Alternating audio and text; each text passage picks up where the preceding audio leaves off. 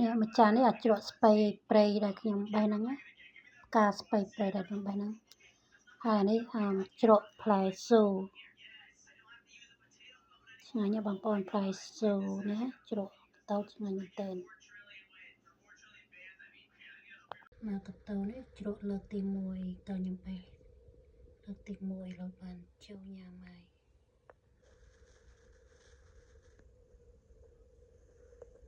នេះច្រកលើកទី2នេះ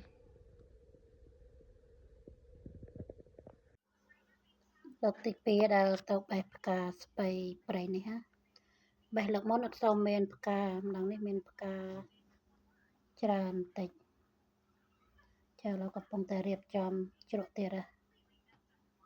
គេដាក់ឃើញផ្កាខ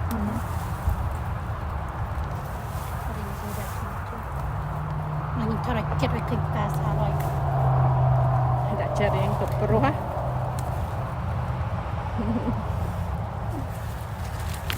ហើយចិត្តឯងឃើញស្អាត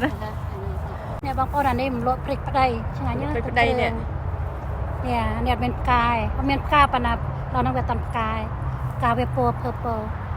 ដូចត្រួយស្ដែកចឹងអានេះស្អាតដូចនេះច្រៀងញ៉ាំទៅច្រៀងត្រួយស្ដែកឆ្ងាញ់ទឹកគ្រឿងនំបញ្ចុកល្បាយនំបញ្ចុក all the best លក់ព្រិចប្តីអានេះទឹកគ្រឿងឆ្ងាញ់ហើយយប់នេះយើង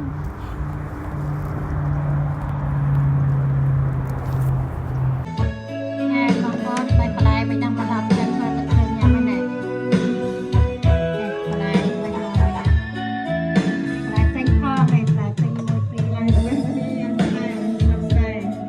ទៅមកដល់ទៅចាតាមអត់តែអាណានេះមកញ៉ាំទឹកគ្រឿងបាយបន្លែមកវិញហ្នឹងមកជួយគ្នាពេកពេកហើយបាយមកရှယ်ណា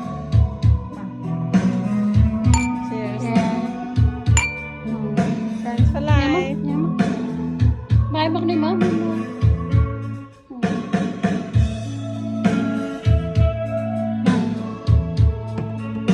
នចាំហែកមកដល់យកមកឆ្ងាញ់